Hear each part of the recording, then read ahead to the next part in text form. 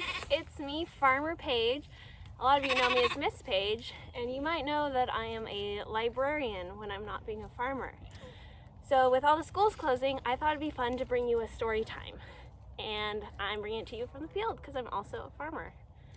Copyright issues are always something you think about as a librarian, and in a very cool move, a lot of publishers have given authorization for us to read them to you. So I'm going to read a book that was published by Viking Publishing, which is owned by Penguin Random House, and it's The Story of Ferdinand by Monroe Leaf, illustrated by Robert Lawson. The Story of Ferdinand.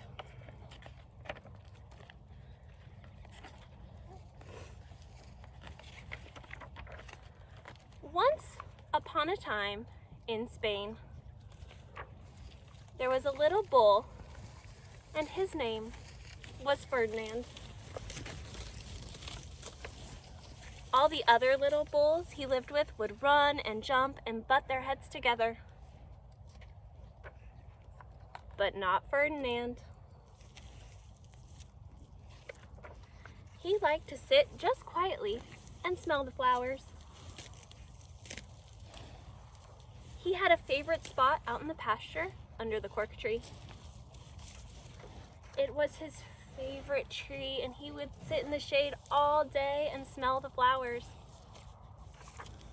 Sometimes his mother, who was a cow, would worry about him. She was afraid he would be lonesome all by himself. "Why don't you run and play with the other little bulls and skip and butt your head?" she would say. But Ferdinand would shake his head. "I like it better here, where I can just sit quietly and smell the flowers." His mother saw that he was not lonesome, and because she was an understanding mother, even though she was a cow, she let him just sit there and be happy. As the years went by, Ferdinand grew and grew until he was very big and strong. All the other bulls who had grown up with him in the same pasture would fight each other all day. They would butt each other and stick each other with their horns. What they wanted most of all was to be picked to fight in the bullfights of Madrid. But not Ferdinand. He still liked to sit just quietly under the cork tree and smell the flowers.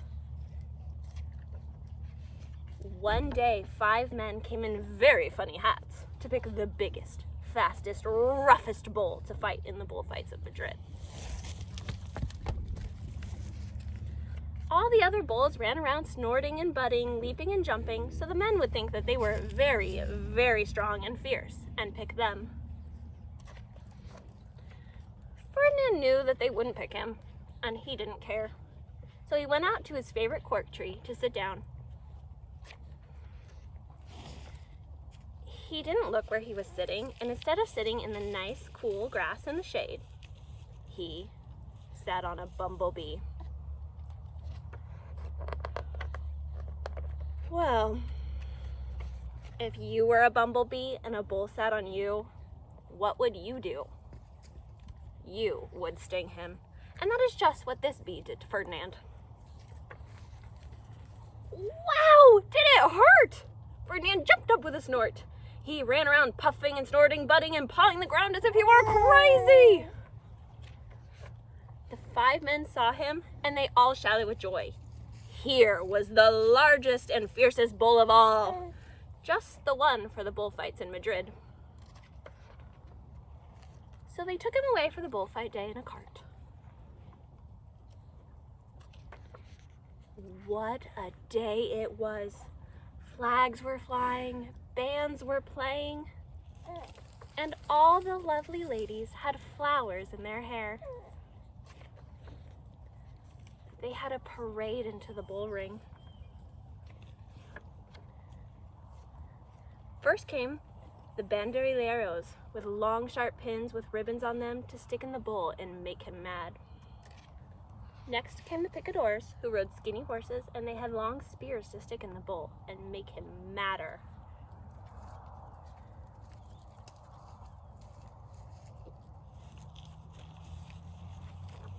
Then came the matador, the proudest of all. He thought he was very handsome and bowed to the ladies.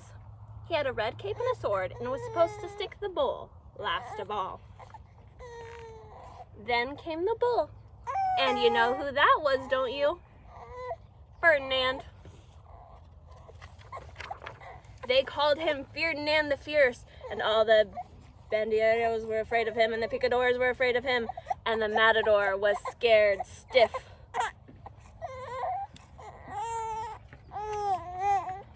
Ferdinand ran to the middle of the ring, and everyone shouted and clapped because they thought he was going to fight fiercely and butt and snort and stick his horns around. But not Ferdinand.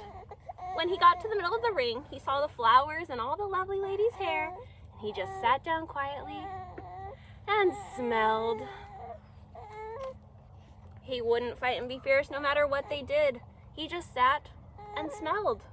And the banderos were mad, and the picadors were madder, and the matador was so mad he cried because he couldn't show off with his cape and sword.